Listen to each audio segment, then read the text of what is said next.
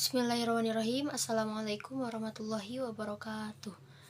Saya Ika Nur Rahman dari kelas PAI 1B. Di sini saya akan menjelaskan materi kelompok 4 mengenai pendidik dan peserta didik dalam perspektif Islam.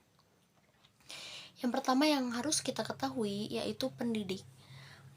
Pendidik itu menurut Madapidarta ada dua pengertian, ada pendidik dalam arti luas dan arti sempit.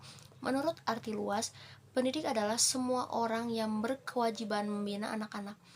Nah, kalau dalam arti luas berarti pendidik itu bukan hanya guru, bukan hanya dosen, tapi juga bisa meliputi orang tua, orang-orang dewasa yang ada di sekitar anak-anak, atau lembaga pemerintahan dan lain sebagainya. Adapun pendidik menurut arti sempit adalah orang-orang yang disiapkan dengan sengaja untuk menjadi guru atau dosen. Jadi kalau seperti ini, pendidik itu yang sudah memiliki legalitas dari pemerintah. Adapun secara etimologi dalam konteks pendidikan Islam, bisa juga pendidik itu bisa disebut dengan mudaris, ustadz, muallim, murabbi, mursyid, dan lain sebagainya. Apa sih tugas pendidik dalam pendidikan Islam? Ada 3 tugas pendidik yang secara khusus. Yang pertama ada pengajar, pendidik, dan pembimbing. Pengajar, pendidik, dan pemimpin. Yang pertama, guru sebagai pengajar. Maksudnya, seorang guru itu yang mengajarkan peserta didik mengenai suatu hal atau ilmu pengetahuan.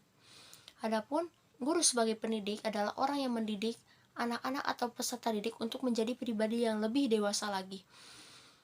Terus, guru pendidik sebagai pemimpin, maksudnya guru itu yang memimpin para peserta didik, apalagi ketika proses belajar mengajar di dalam kelas itu berlangsung. Guru yang mengontrol, yang seperti itu adalah tugas guru, pemimpin sebagai pemimpin. Ada beberapa hal yang karakteristik yang harus dimiliki oleh seorang pendidik dalam pendidikan Islam. Yang pertama adalah zuhud. Dalam artian, seorang pendidik itu tidak mengutamakan materi. Terus yang kedua, ikhlas dan jujur dalam pekerjaan. Jadi ia harus ikhlas karena Allah dan jujur dalam melaksanakan pekerjaannya. Yang ketiga ada kebersihan guru. Jadi ia harus berpenampilan rapi, sopan, baik, karena ia akan menjadi public figure atau teladan bagi peserta didiknya. Terus keempat ada pemaaf. Seorang pendidik itu harus memiliki sikap pemaaf kepada para peserta didik, karena para peserta didik itu tentu tidak semuanya baik, tapi juga pasti ada yang bandel, ada yang suka melawan, suka tidur, dan lain sebagainya.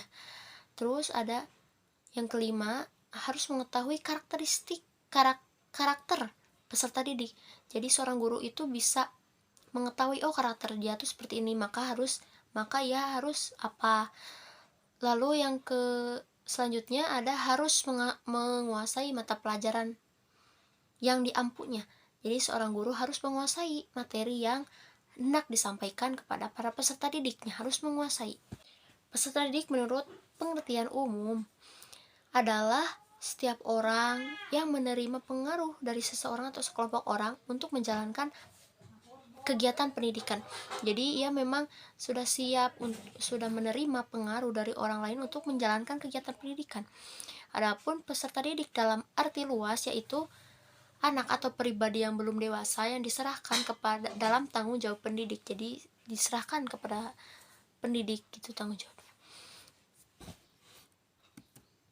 Terus sekarang ada karakteristik yang dimiliki peserta didik dalam perspektif Islam. Yang pertama, peserta didik adalah 1. Belum memiliki pribadi dewasa secara moral. Jadi ia harus butuh didikan, bimbingan dari seorang pendidik untuk menjadi lebih baik lagi, menjadi pribadi yang lebih baik lagi. Yang kedua, masih menyempurnakan aspek tertentu dari kedewasaannya. Jadi seorang peserta didik itu masih dalam proses menyempurnakan aspek-aspek tertentu dari kedewasaannya. Lalu yang ketiga, memiliki sifat dasar manusia yang sedang berkembang secara terpadu, yakni kebutuhan jasmani atau fisik dan kebutuhan rohani atau non fisiknya. Jadi masih dalam tahap perkembangan. Adapun kewajiban peserta didik itu secara umumnya diantaranya harus bersungguh-sungguh dan tekun belajar, mematuhi tata tertib atau peraturan yang telah berlaku, patuh terhadap guru, memuliakan dan menghormati guru, dan lain sebagainya. Sekian yang dapat saya sampaikan, mohon maaf atas segala kesalahan. Wassalamualaikum warahmatullahi wabarakatuh.